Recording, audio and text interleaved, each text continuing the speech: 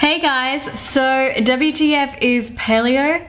Well, you're gonna find out today.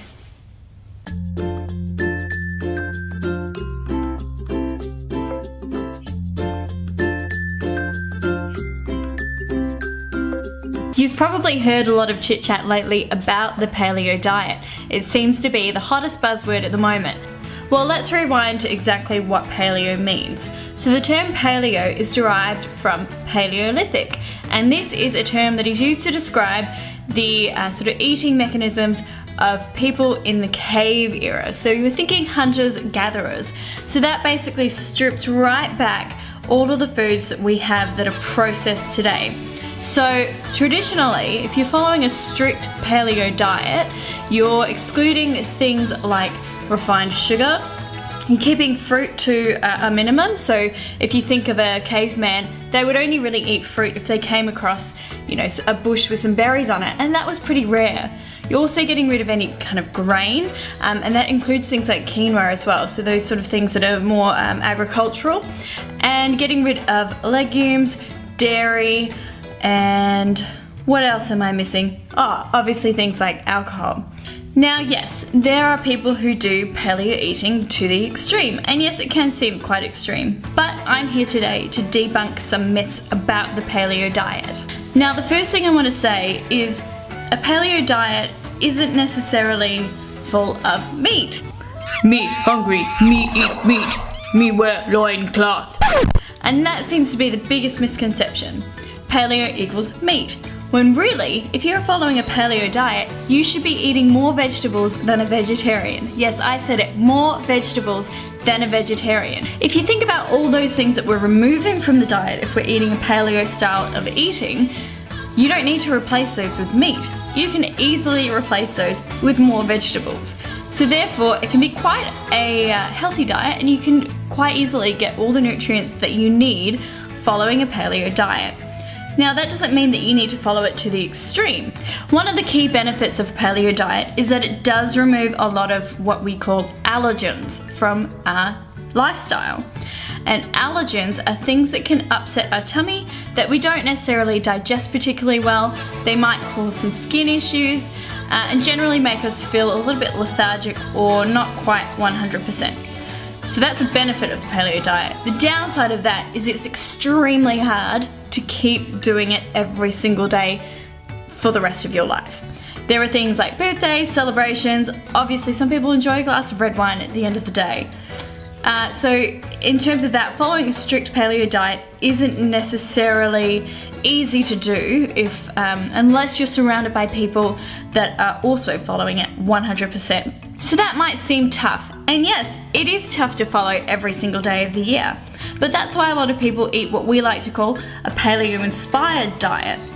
What this is it's the premise of a paleo diet, which is eating lots of whole unprocessed foods. And remember, we're not eating heaps and heaps of meat, we're eating lots and lots of vegetables and a little bit of meat and a little bit of fruit as well.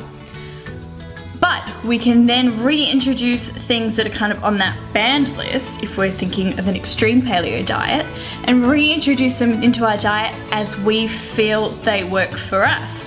So things like yogurt.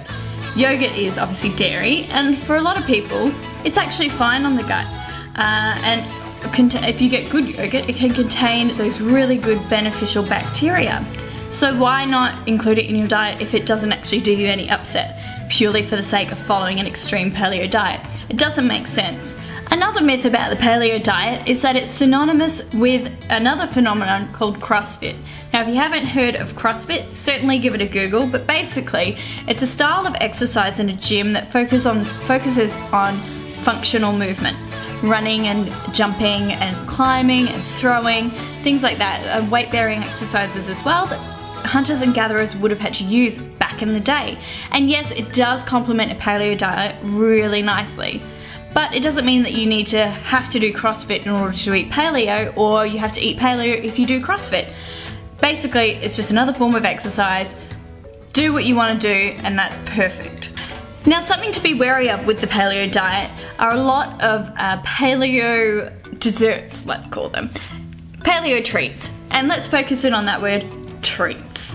Because at the end of the day, they are still high calorie, they are still high fat, and they are still often full of sugar. Now that sugar might not be refined sugar that you'd find in a packet of lollies or chocolate, but that sugar is fructose, and fructose is the sugar that we find in fruit. So a lot of paleo desserts and treats use things like dates, and dates are very high in fructose. Now, regardless of where sugar comes from, sugar is sugar, and it's still going to do the same thing to your blood sugar level as a piece of chocolate or a lolly might do. In other words, you're going to get that spike still. If you want to follow a paleo diet and you want to do it for your health, maybe you want to lose a bit of weight, try and think of those paleo treats as treats still and not include them into your diet just because they are paleo. So here are your key summaries for today. 1. The paleo diet gets rid of all those processed foods that we probably shouldn't be eating anyway. 2. Paleo is not full of meat. You should be replacing all of those things that you're cutting out of your diet with vegetables. 3. You don't have to do CrossFit if you want to eat a paleo style of eating. You don't have to eat paleo if you want to do CrossFit. And wearing loincloths is optional. 4. Just because something's paleo doesn't mean it's that good for you. This takes into account all of those raw treats that we talked about. So I hope you've learnt something about the paleo diet today, and if you've got any questions, leave them in the box below and I'll certainly get back to each and every one of you. Don't forget to like this video and subscribe to my channel for more healthy eating tips, recipes, meal prep, and health myth busting.